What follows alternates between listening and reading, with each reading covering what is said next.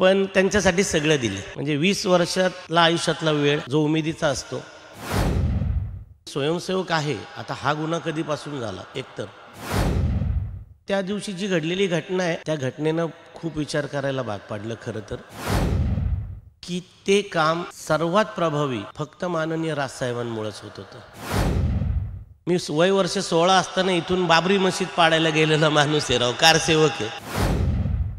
महाराष्ट्र नवनिर्माण चित्रपट सेनेच्या उपाध्यक्षपदाचा राजीनामा देत थेट भाजपच्या कमळ हाती घेतलेले रमेश परदेशी आपल्या सोबत आहेत. नेमकं काय असं झालं की थेट भाजपची साथ दिली? काय असं झालं तुमच्या समोर आहे, तुम्हीच न्यूज लावली होती मला वाटतं. झालं जे होतं ते तुमच्या समोर होतं की ते बैठक, त्याच्यानंतर ते बोलणं. प्रश्न तिथं पुन्हा तोच आला की मी स्वयंसेवक आहे संघाचा आणि मी ते का करतोय, म्हणजे मी ते करतोय तर मी इथं का आहे. तर मी त्या दिवशी पण क्लिअर केलं होतं की संघ हा संस्काराचा भाग आहे आणि तो विचारांचा भाग आहे. पण एक आयडॉल म्हणून, एक आपण ज्याला काय म्हणतो की पॉलिटिकल आयडॉल म्हणा, किंवा एक हा मनुष्य काहीतरी भारी करू शकतो, जे आपलं पहिलं प्रेम हे माननीय राजसाहेब आहेत. त्यामुळं 18 वर्ष झाली त्यांच्यासोबत काम करत होतो.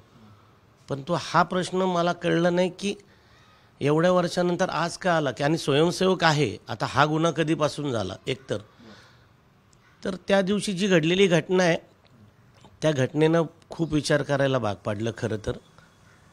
त्यांनी बोललेलं मला काय अपमानास्पद वाटलं नाही, कारण मी जसं क्लिअर केलं तसं तो त्यांचा अधिकार आहे, ते बोलूच शकतात आणि ते इतके मोठे आहेत, त्यांच्यावर बोलण्याची माझी काही कुवत नाही. पण थोडं आपण आत्मकेंद्रित होऊन त्या गोष्टीचा ज्या वेळेला विचार करतो की राव हे एवढं सगळं करून मग असं का. आता विचार हे तुम्हालाही माहिती आहे की विचार हे माणसाचे असतात, ते त्याच्यासोबतच जातात. आपण इतके वर्ष तन मन धन निष्ठेने आपला वेळ, आपले एफर्ट्स आणि हे सगळं दिलं संघटनेला. पण मग आपला विचार आता सोडून द्यायचा का? मग सोडून नाही द्यायचा तर आता उरलेला जो काही काळ आहे, आता मी पॉलिटिकल म्हणत नाही कारण माझा काही तसा पॉलिटिकल अजेंडा नाही आहे, पण मग तो आपण विचारासोबत काढू. ॲटलिस्ट मला मनाला शांती आणि जे काम मला करणं अपेक्षित आहे. आता मी जसं तुम्ही म्हणाला तसं की चित्रपट सेनेच्या माध्यमातून जसं काम करण्याचा प्रयत्न केला, काय करत होतो हेच ना, पडद्यावर काम करणारे, पडद्यामागे काम करणाऱ्या लोकांच्या अडचणी सोडवण्याचं काम करत होतो. आणि हे आत्ताही मान्य करायला पाहिजे की ते काम सर्वात प्रभावी फक्त माननीय राजसाहेबांमुळेच होत होतं. 13 वर्ष झाले तुम्ही या चित्रपट सेनेच्या उपाध्यक्षपदी होतात. 13 वर्षाच्या नंतर म्हणजे पद 13 वर्ष झाले होतं, त्याच्या आधीपासून तुम्ही अगदी विद्यार्थी सेनेपासून तुम्ही पक्षाशी जोडले गेलेला आहात. एवढा संपूर्ण काळ जेव्हा जातो त्याच्यानंतर पक्ष सोडताना काय भावना मनात होती? अरे खूप वाईट वाटते. कारण वाईट वाटणार ना, कारण ज्या पक्षाची स्थापना होणार होती त्या पक्षाचा झेंडा कुठल्या रंगाचा असणार आहे ह्याची एक उत्सुकता आहे ना, त्यावेळेच्या चर्चेत मी होतो. म्हणजे काही माझे मित्र आहेत त्यावेळेचे की अरे आता आपला साहेब नवीन पक्ष काढणार नाही का, मग आपल्याला तो मग आता असं असणार का, मग नाव काय राहील, आईला मग सेना नाव असेल का नाही त्याच्यामध्ये. असे इतक्या छोट्या छोट्या गोष्टी होत्या ज्या प्रत्येक जो कार्यकर्ता असतो ना त्या कार्यकर्त्याच्या जिव्हाळ्याच्या असतात. इतक्या छोट्या छोट्या प्रोसेसमधून मी गेलेलो आहे. विचार करा बरं, माझ्यावर कुठलाही गुन्हा नाही राव, कारण मी एकतर नॅशनल प्लेयर आहे, महाराष्ट्राकडून 6 वर्ष खेळलो आहे, ऑल इंडिया युनिव्हर्सिटीचं प्रतिनिधित्व केलं आहे कबड्डीला. पण निव्वळ संघटना आणि माननीय राजसाहेब ह्यांच्यासाठी 4-4 केसेस अंगावर घेतल्यात मी. म्हणजे शेवटी करिअरला आता तुम्हालाही मारते आहे, जेव्हा शूटिंगसाठी परदेशात जायचं असतं तेव्हा फार बोंब होते. कोर्टाकडनं परवानगी घ्या, मग ते पासपोर्टच्या ह्याला करा. पण त्याचा विचार नाही केला, कारण फक्त माननीय राजसाहेब ह्यांच्याकडे बघून ते सगळं करत होतो.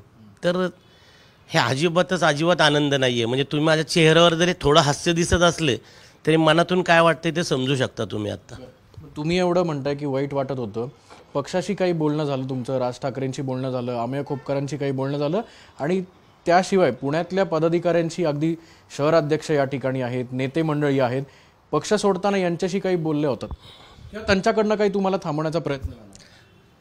नाही, माननीय राजसाहेबांशी काय म्हणजे त्यांच्याशी कसं बोलणार. पण ही घटना घडल्यानंतर मी माझे जे कोणी वरिष्ठ आहेत, जसं अमेय खोपकर आहेत, खरं तर अमेय खोपकरांचं मला कौतुक करावं असं वाटतं आणि त्या माणसाबद्दल मला प्रचंड अभिमान अशासाठी की कुठल्याही विंगचा अध्यक्ष खरं तर त्यांच्यासारखा असावा. त्या माणसाच्या सपोर्टवरती मी 14 वर्ष काम केलं आहे.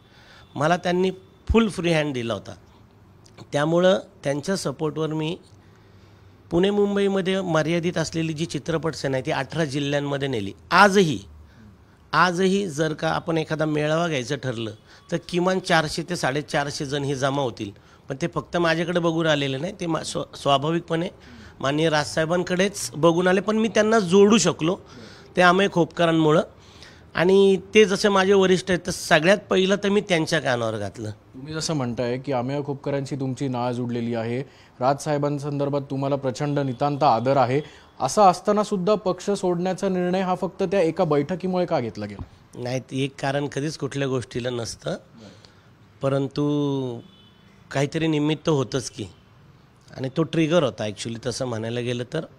वेळोवेळी ज्या घटना घडत होत्या, हे बघा मी काय ॲक्टिव्ह पॉलिटिक्समध्ये नव्हतो. म्हणजे असं नाही की बाबा हा ॲक्टिव्ह पॉलिटिक्समध्ये आहे मग ह्याचं की आता नगरसेवक आमदार नाही काय आलं. मी कलाक्षेत्राशी संबंधितच काम करत होतो, जे आजही करतो. सोशल वर्कशी मी कंप्लीट निगडीत आहे, कारण तो माझ्या जिव्हाळ्याचा विषय, ते मी माझ्या पद्धतीने करत राहतो. या अनुषंगाने हा निर्णय घेणं खरं तर त्याला एक प्रोसेस आहे. साहेब बोलल्याचं मला अपमान नाहीच वाटलेला, कारण इतका मोठ्या माणसाने मला बोललं ह्याच्यात खरं तर अभिमानच आहे. कारण पण पुन्हा तेच की मी ज्या आत्ता स्टेजला आहे वयाच्या म्हणा किंवा काय, आता मी किती वर्ष अजून सगळं करणार आहे. म्हणजे मला जर का मदत करायची आहे लोकांना किंवा कलाकारांना मदत करायची तर माझा विचार मला घेऊन गेलं पाहिजे कुठंतरी. आता संघ, त्यानंतर देश, म्हणजे देव देश धर्म, अरे ज्याच्यासाठी मी मर मेलो आहे. मी वय वर्ष 16 असताना इथून बाबरी मशीद पाडायला गेलेला माणूस आहे राव, कारसेवक आहे. असं असताना निव्वळ फक्त माननीय राजसाहेबांकडे बघून जर का मी 18 वर्ष इथं काम करतो तर तुम्ही समजू शकता ना की माझी वैचारिक अडचण किती होत असली तरी मी फक्त त्यांच्या पोटीच तिथं होतो. पण आता विचार जर का इकडं तिकडं झालं तर मी काय करू? तुम्ही असं प्रत्येक वाक्यात राजसाहेबांचं नाव घेता. पुण्यातले आज अनेक राजकीय मंडळी अशी आहेत की ज्यांनी मनसेची साथ सोडली, इतर पक्षात गेले, त्यांच्या मुखी देखील राजसाहेबांचं नाव येतं. असं काय तुमचं आणि राजसाहेबांचं कनेक्शन होतं की जे पक्ष सोडताना पण तुम्हाला हा डिसिजन घ्यायला जडतं आणि कुठेतरी मनातल्या भावना ज्या आहेत त्याला एक काय म्हणतात त्याला दगड ठेवून हा डिसिजन घेतला गेला?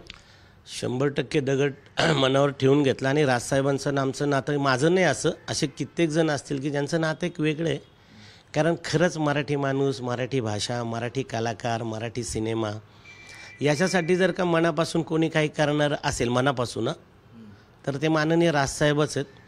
मी फक्त विचार आत्ता ह्या गोष्टीचा काय केला माहिती आहे का, मी आत्तापर्यंत, आता मुद्द्यावर येतो की आपण हे का आत्ता, त्याचं मी जसं सांगितलं ती कारणं खूप सारी आहेत की संघ, मग ते स्वयंसेवक, ते सगळं जरी असलं तरी मला आत्ता कलाकारांना खूप माझ्याकडे मदतीसाठी येतात. मला मर्यादा होत्या आणि त्या मर्यादांमध्ये मी आता काम नव्हतो करू शकत. मला मदत करण्याची इच्छा असायची पण मी करू नव्हतो शकत. जशी मेडिकल इमर्जन्सी असतात, जसं आता कित्येक कलाकार तुम्ही पाहिलं का की मेडिक्लेमच नसतात, ऐन वेळेला अडचण होते, मग हॉस्पिटलांशी टाईप. तर मला असं वाटलं की हे कुठून साध्य होऊ शकतं बाबा. आता जो मनुष्य कुठेतरी कुठल्या तरी चांगल्या ह्याच्यावर, जसं त्याला सत्तेत नाही म्हणूयात आपण, पण चांगल्या पोझिशनमध्ये त्याचंच ऐकलं जातं, ह्या अनुषंगाने खरं तर मी इथं आत्ता आलो. बस 50% प्रॅक्टिकल आणि 50% भावनिक निर्णय. कारण तुमच्या चेहऱ्यावर दिसतंय कदाचित कालचा प्रवास करून तुमचा तणाव असावा,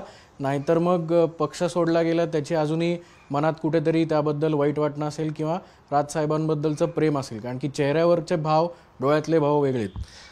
हां, तुम्ही म्हणाला तसं 50% नाही, 70% भावनिकच आणि 30% प्रॅक्टिकल. आणि माननीय राजसाहेबांना किंवा सोडणं हा खरंच अजूनही मला ते काही पचवता येत नाही आहे स्वतःला. तरंगतायत अश्रू डोळ्यात असं आता अश्रू काढू नाही शकत, फक्त बाहेर तरंगतायत दिसतात. पण त्यांच्यासाठी सगळं दिलं आहे. म्हणजे 20 वर्षातला आयुष्यातला वेळ जो उमेदीचा असतो, काळ, बाकी सगळं जे काय होतं ते दिलं आहे. परंतु आता एक आहे की आता काहीही झालं तरी आपल्या विचारांसोबत राहणं गरजेचं आहे असं मला स्वतःला वैयक्तिक वाटलं. त्यामुळं मी आत्ता माझ्या विचारांसोबत आहे. शेवटचा प्रश्न, भाजपमध्ये जाताना मुरलीधर मोहोळ असतील, चंद्रकांत पाटील असतील, हे तुमच्यासोबत तिथे होते. राजकीय आकांक्षा आहेत काही? नाही आहेत तशा काही. जर कुठलं समजा जरी आता इथं चित्रपट सेनेच्या माध्यमातून काम करत होतो कलाकारांसाठी, तसंच काहीसं तिथेही असेल. जर का करायची वेळ आली, आत्ता तर मी विचारच नाही केला, म्हणलं आता शांतताच पाहिजे. आत्ता पहिलं ना नाही का, आता जाऊ आणि शांत राहू. पण कलाकारांसाठी काम करण्याची संधी थोड्याशा व्यापक प्रमाणात मिळावी या अनुषंगाने करेल. राजकीय महत्त्वाकांक्षा म्हणाल तर मी कलाकार आहे. हां म्हणजे कलाकार आहे. माझी आत्ता तरी महत्त्वाकांक्षा तिथपर्यंत मर्यादित आहे. आपण बघू शकतो की राज ठाकरेंना सोडताना जड अंतःकरणाने जरी हा निर्णय घेतला असेल तरी कलाकारांसाठी एक व्यापक प्लॅटफॉर्म मिळावा आणि त्यांच्यासाठी काम करण्यात यावं आणि त्यांना पडेल ती मदत मी करेल, त्यामुळेच भाजपमध्ये गेल्याचा निर्णय रमेश परदेशींनी घेतला आहे. कॅमेरामन सुमित भोसलेसह अक्षय बडवे, साम टीव्ही न्यूज, पुणे. देश विदेशातील प्रत्येक घडामोडींचे लाईव्ह अपडेट मिळवण्यासाठी आता साम टीव्हीच्या सर्व सोशल मीडिया प्लॅटफॉर्मला लाईक, फॉलो आणि सबस्क्राईब करा. तसंच सर्व नोटिफिकेशनसाठी बेल आयकॉन प्रेस करायला विसरू नका.